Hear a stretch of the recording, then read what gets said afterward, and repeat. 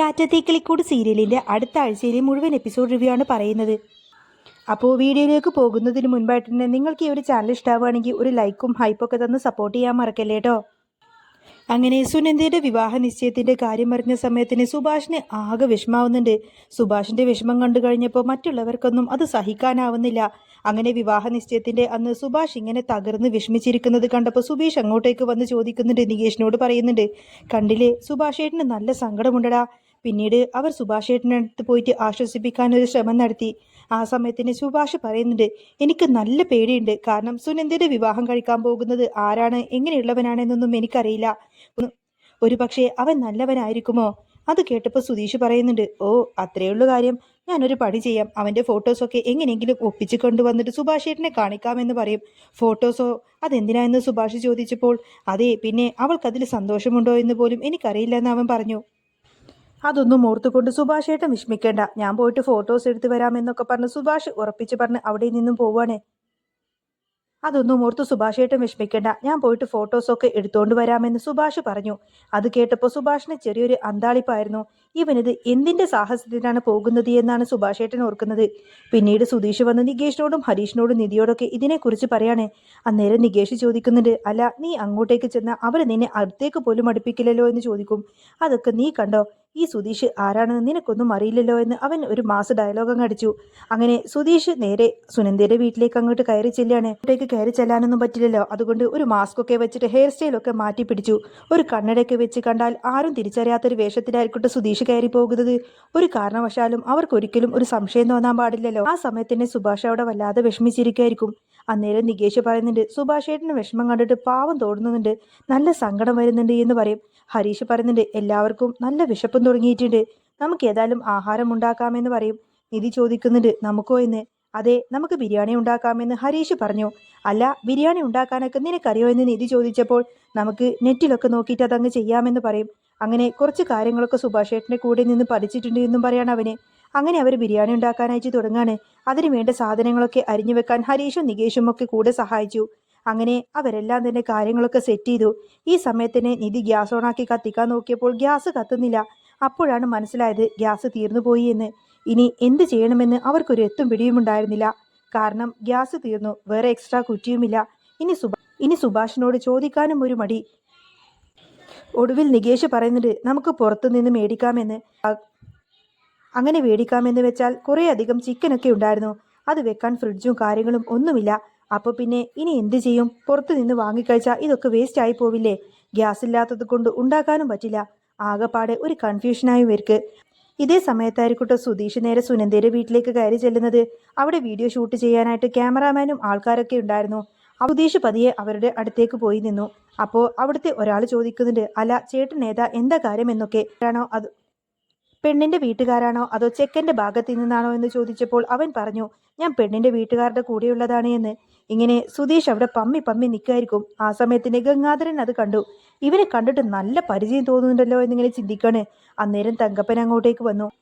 അല്ല, അവൻ ആരാ, അവൻ എന്താ അവിടെ നിൽക്കുന്നത്, കണ്ടിട്ട് നല്ല പരിചയമുണ്ടല്ലോ എന്ന് തങ്കപ്പനും പറഞ്ഞു. ഓ, അത് ചിലപ്പോൾ ക്യാമറാമാൻ്റെ കൂടെയുള്ളവനായിരിക്കുമെന്ന് പറയാണ്. ശരിക്കും അങ്ങനെ തോന്നിപ്പിക്കാൻ വേണ്ടി തന്നെയാണ് സുധീഷ് അവരുടെ കൂടെ ഇങ്ങനെ പോയി നിൽക്കുന്നതും. കുറച്ച് കഴിഞ്ഞപ്പോൾ ലളിതയും അവരിലേക്ക് വന്നു. ലളിതയ്ക്കും നല്ല സംശയം തോന്നി. അന്നേരം ഗംഗാധരൻ പറയുന്നുണ്ട്, അത് ക്യാമറാമാൻ്റെ കൂടെയുള്ളവനാണ് എന്ന്. അല്ല, അവൻ എന്തിനാ ഈ മാസ്ക് ഒക്കെ വെച്ച് കണ്ണടൊക്കെ വെച്ച് നിൽക്കുന്നത് എന്ന് ചോദിച്ചപ്പോൾ, അത് പിന്നെ ഫോട്ടോഷൂട്ടൊക്കെ നടക്കുമ്പോൾ ലൈറ്റിന് ആ ഒരു പ്രകാശം കണ്ണിലേക്ക് അടിക്കാതിരിക്കാൻ വേണ്ടിയിട്ടായിരിക്കുമെന്നൊക്കെ അയാൾ മറുപടി കൊടുത്തു. ഓ അങ്ങനെയാണല്ലേ എന്നൊക്കെ പറഞ്ഞ് ലളിതയും സമാധാനിച്ചു. പിന്നെ അവർക്കാണെങ്കിൽ സുധീഷിന് യാതൊരുവിധ സംശയവും തോന്നില്ല. കുറച്ച് കഴിഞ്ഞപ്പോഴേക്കും സുധീഷ് പതുക്കെ ഫോണുമായിട്ട് മണ്ഡപത്തിലേക്ക് അങ്ങോട്ടേക്ക് കയറി ചെല്ലാണ്. പക്ഷേ സുധീഷിനെ കണ്ടപ്പോൾ സുനന്ദക്ക് കാര്യം മനസ്സിലായി, ഇത് സുധീഷാണ് എന്ന്. അന്നേരം തങ്കപ്പൻ വന്നിട്ട്, അല്ല നീ ക്യാമറാമാൻ്റെ കൂടെയുള്ളതല്ലേ, എന്തിനാ ഈ ഫോണുമായിട്ട് ഇവിടെ വന്ന് നിൽക്കുന്നത് എന്ന് ചോദിക്കും. ഫോണിനകത്ത് കുറച്ച് ഫോട്ടോസൊക്കെ എടുത്തിട്ട് അതുകൊണ്ട് വേറെ ചില പരിപാടികളൊക്കെ ഉണ്ട് എന്ന് അവൻ പറഞ്ഞു. ഓ അങ്ങനെയാണോ, എന്തൊക്കെ ടെക്നിക്കാണല്ലോ വരുന്നത് എന്ന് വിചാരിച്ച് അയാൾ അവിടെ നിന്നും പോയി.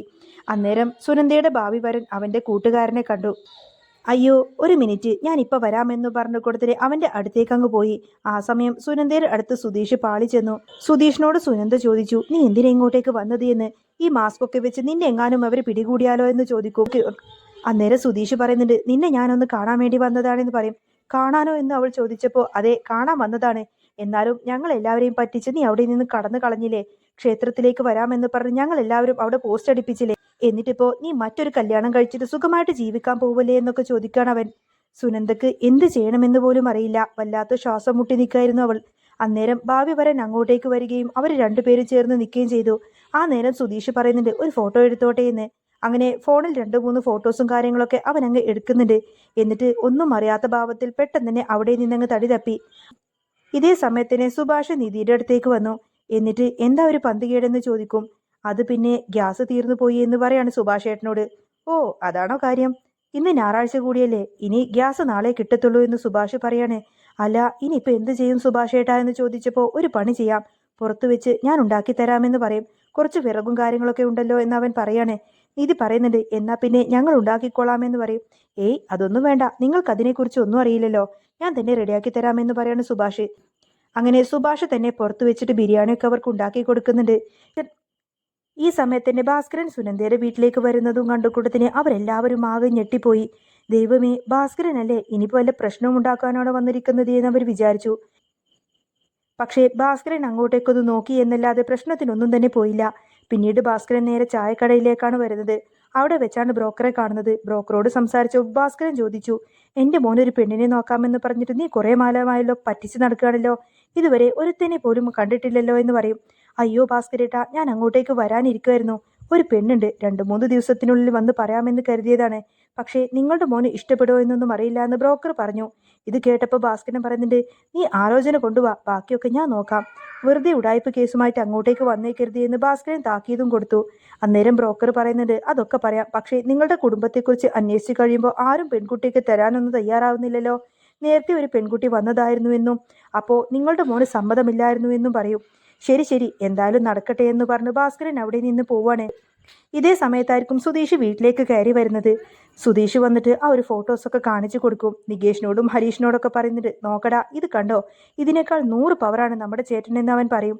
ഒടുവിൽ സുഭാഷിനെ ആ ഒരു ഫോട്ടോ കാണിച്ചു കൊടുക്കുകയാണ്.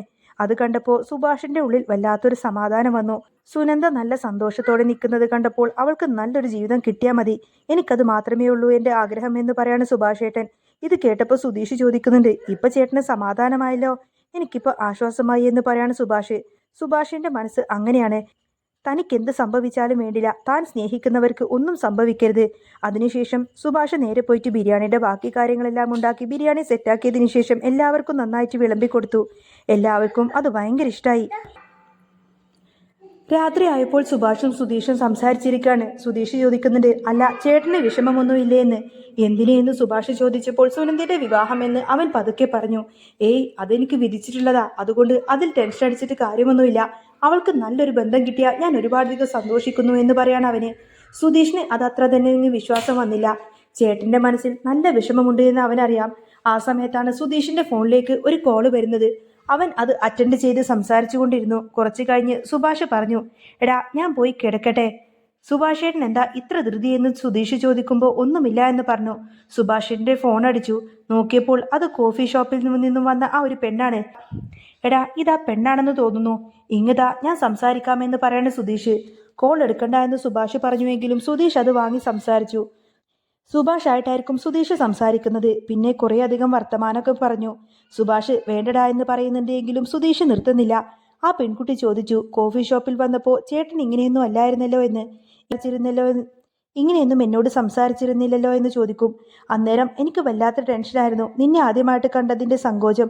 ഇപ്പൊ പേടിയൊക്കെ മാറിയെന്ന് അവൻ പറഞ്ഞു. എനിക്ക് സുഭാഷേട്ടനെ ഒന്ന് കാണണം, നമുക്കൊന്നുകൂടി മീറ്റ് ചെയ്യണമെന്ന് അവൾ പറഞ്ഞു. ശരിയെന്ന് പറഞ്ഞ് സുധീഷ് ഫോണ് വെച്ചു. ഒടുവിൽ സുഭാഷ് അവനെ ഒരുപാടങ്ങ് ചീത്ത പറയാണ്. എടാ നിനക്ക് ഇതിൻ്റെയൊക്കെ വല്ല കേടുണ്ടോ? നമ്മൾ ആ ആലോചന വേണ്ടാന്ന് വെച്ചതല്ലേ. എടാ ഇനിയെങ്കിലും നിന്റെ ഈ സ്വഭാവം ഒന്ന് മാറ്റണമെന്ന് പറഞ്ഞപ്പോൾ തൽക്കാലത്തേക്ക് ഞാൻ ഇതൊന്നും മാറ്റാൻ പോകുന്നില്ല എന്നാണ് സുധീഷ് പറയുന്നത്. പിറ്റേന്ന് രാവിലെ സാന്ദ്ര പതുക്കെ അലുമാറ് തുറന്ന് നിധിയുടെ ആധാർ കാർഡൊക്കെ ഇങ്ങനെ കയ്യിലെടുക്കാണ്. അത് നിധിക്ക് അയച്ചു കൊടുക്കാൻ നോക്കുമ്പോഴാണ് സാന്ദ്രയുടെ ഫോണിൽ ചാർജ് തീരുന്നത്. ഷോ ഇനി എന്ത് ചെയ്യുമെന്ന് കരുതി അവൾ നേരെ മുറിയിലേക്ക് പോയി. അരുൺ അത് കണ്ടു. ഇവൾ എന്തോ കള്ളത്തരം കാണിക്കുന്നുണ്ടല്ലോ എന്ന് അയാൾക്ക് തോന്നി. അവൻ അങ്ങോട്ടേക്ക് പതുങ്ങി നിന്നു. സാന്ദ്ര മൊബൈൽ കുത്തിയിട്ടിട്ട് ആ ആധാർ കാർഡിന്റെ നമ്പർ ഒരു പേപ്പറിലേക്ക് അങ്ങ് കുത്തി കുറിച്ചു. ഈ നമ്പർ കിട്ടിയാലും മതി അവൾക്ക് ആധാർ കാർഡ് എടുക്കാൻ പറ്റുമല്ലോ. ആ ആധാർ കാർഡ് തിരിച്ചു കൊണ്ടുപോയി വെക്കാൻ തുടങ്ങുമ്പോഴാണ് അരുൺ മുന്നിൽ വന്ന് നിൽക്കുന്നത്. എന്താ എന്ന് ചോദിച്ചപ്പോൾ പേടിച്ച് വിറച്ചുകൊണ്ട് തന്നെ സാന്ദ്ര ഒന്നുമില്ല എന്ന് പറഞ്ഞു. നിന്റെ മുഖം എന്താ വല്ലാതിരിക്കുന്നത് എന്ന് അരുൺ ചോദിച്ചപ്പോൾ ഒന്നുമില്ല അരുണേട്ടാ എന്ന് പറഞ്ഞ് അവൾ അവിടെ നിന്നും വഴുതി മാറി. ഈ സമയത്ത് തന്നെ അരുൺ ആ ഒരു പേപ്പർ പോയി നോക്കി. അവിടെ ഒരു നമ്പർ എഴുതി വെച്ചിരിക്കുന്നു. ഇത് ഏത് നമ്പറാണെന്ന് ആദ്യം നോക്കിയപ്പോൾ മനസ്സിലായില്ലെങ്കിലും പിന്നെയാണ് മനസ്സിലായത് ഇത് നിധിയുടെ ആധാർ നമ്പറാണ് എന്ന്. 12 അക്കമുണ്ടല്ലോ. അപ്പൊ തന്നെ അത് അവൻ ഉറപ്പിച്ചു. ഓഹോ, അപ്പോ അങ്ങനെയാണ് കാര്യങ്ങൾ. കുറച്ചു കഴിഞ്ഞ് സാന്ദ്ര വന്ന് ഫോൺ ഓണാക്കി നോക്കി.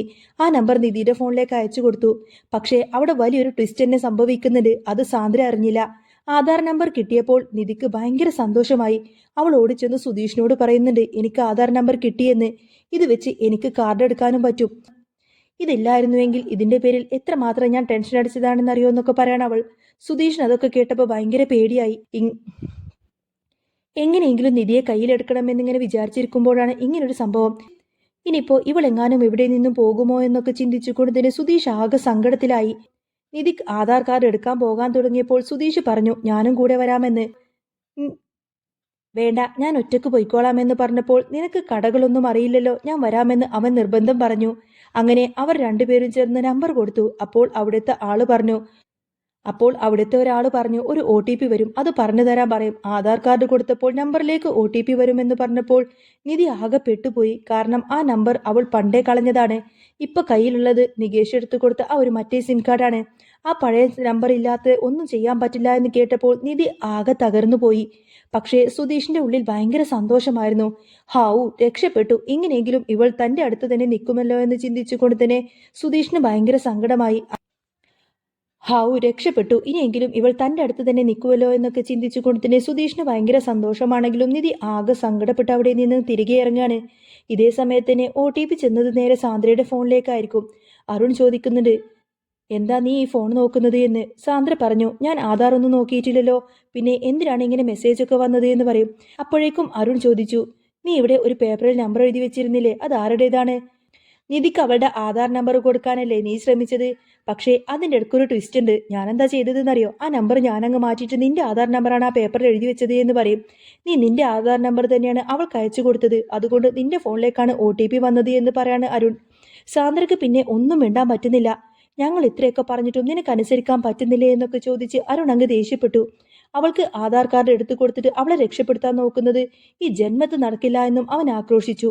അവൻ സാന്ദ്രയെ ഒരുപാടധികം വഴക്ക് പറയാണ്. അരുൺ പെട്ടെന്ന് ഇങ്ങനൊരു ചതി ചെയ്യുമെന്ന് സാന്ദ്ര ഒട്ടും തന്നെ പ്രതീക്ഷിച്ചിരുന്നില്ല.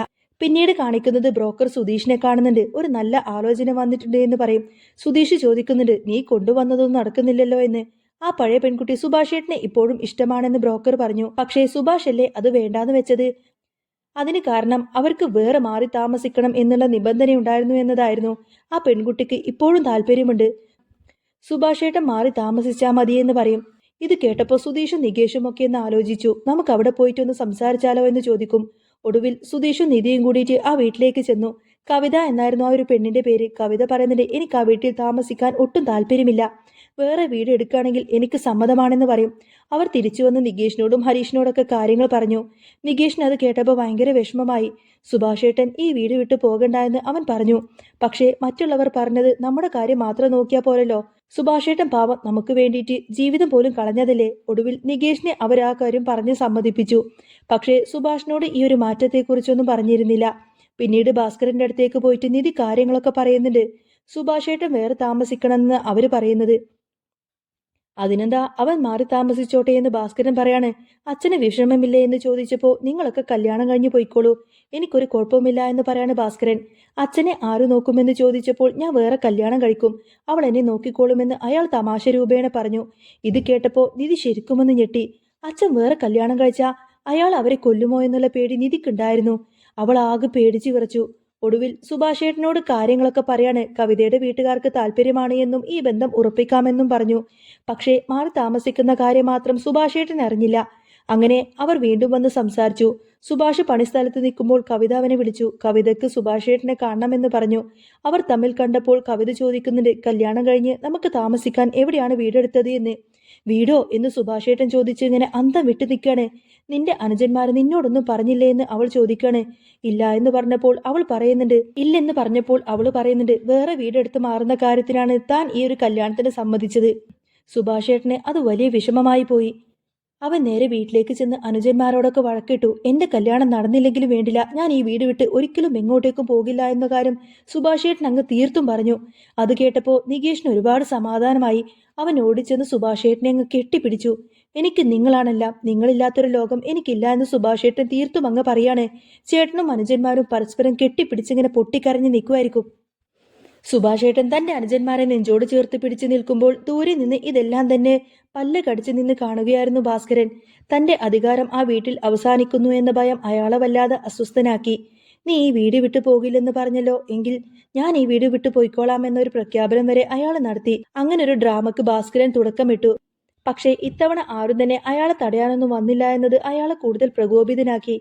ഇതേ സമയം നിധിയുടെ ഉള്ളിൽ തീയായിരുന്നു. ആധാർ കാർഡിന്റെ പേരിൽ സാന്ദ്രയെ അരുൺ ചതിച്ച വിവരം അവൾ വൈകാതെ തന്നെ തിരിച്ചറിഞ്ഞു. ഒരു വൈകുന്നേരം സാന്ദ്ര രഹസ്യമായി നിധിയെ കാണാനെത്തി. നിധി, അന്ന് അരുണേട്ടൻ ആ പേപ്പർ മാറ്റി എഴുതിയതാണ്. നിനക്ക് ഞാൻ അയച്ചു തന്നത് എന്റെ നമ്പറായിരുന്നു എന്ന് സാന്ദ്ര കരഞ്ഞുകൊണ്ട് വെളിപ്പെടുത്തി. ഇത് കേട്ട നിധി ഒരിക്കലും തളർന്നു പോയില്ല. പകരം അരുണിന്റെ അഹങ്കാരത്തിന് അറുതി വരുത്താൻ തന്നെ അവൾ തീരുമാനിച്ചു. അവൾ സുധീഷിന്റെ സഹായത്തോടു കൂടി തന്നെ അരുണിന്റെ ഫോൺ രഹസ്യമായി കൈക്കലാക്കി. അതിൽ നിന്നും തന്റെ പഴയ സിം കാർഡ് കണ്ടെത്താനുള്ള ശ്രമം തുടങ്ങി. സുഭാഷിന്റെ സ്നേഹം കണ്ട് കവിതയ്ക്ക് തന്റെ നിർബന്ധത്തിൽ കുറ്റബോധം തോന്നിയിരുന്നു. അവൾ ആരും അറിയാതെ സുഭാഷേട്ടന്റെ പണിസ്ഥലത്തേക്ക് ചെന്ന് കണ്ടു. സുഭാഷേട്ട, എനിക്ക് നിങ്ങളെ സ്നേഹമുള്ള ഒരു ഭർത്താവായി വേണമെന്നേ ഉണ്ടായിരുന്നുള്ളൂ. നിങ്ങളുടെ കുടുംബത്തെ തകർക്കണമെന്നുള്ള ഉദ്ദേശമൊന്നും എനിക്കില്ല. നമുക്ക് ആ വീട്ടിൽ തന്നെ കഴിയാമെന്ന് അവൾ പറഞ്ഞു. ഈ മാറ്റം സുഭാഷേട്ടന്റെ കണ്ണുകളെ ഈറനണിയിപ്പിച്ചു. പക്ഷേ ഭാസ്കരൻ ഇതിനിടയിൽ രണ്ടാം കല്യാണത്തിലുള്ള ബ്രോക്കറുടെ അടുത്തേക്ക് പായാൻ തുടങ്ങിയിരുന്നു. പിന്നീട് അങ്ങനെ കുറേയധികം എപ്പിസോഡുകൾക്ക് ശേഷമായിരിക്കട്ടോ നിധി തന്റെ ആധാർ കാർഡ് വീണ്ടെടുക്കുകയും അതിലൂടെ തന്നെ അരുണിന്റെ കള്ളത്തരങ്ങൾ ഓരോന്നോരോന്നായി വീട്ടുകാരുടെ മുന്നിൽ വെച്ച് തുറന്നു പറയുകയും ചെയ്യുന്ന ഒരു അടിപൊളി മാസരംഗങ്ങളൊക്കെ ഇനി വരാനിരിക്കുന്നുണ്ട്. അപ്പോൾ നിങ്ങൾക്ക് ഈ ഒരു ചാനൽ ഇഷ്ടമാവുകയാണെങ്കിൽ സബ്സ്ക്രൈബ് ചെയ്യാനും സപ്പോർട്ട് ചെയ്യാനും മറക്കല്ലേ കേട്ടോ. നെക്സ്റ്റ് വീഡിയോ ആയിട്ട് ഉടനെ വരാം. ബൈ.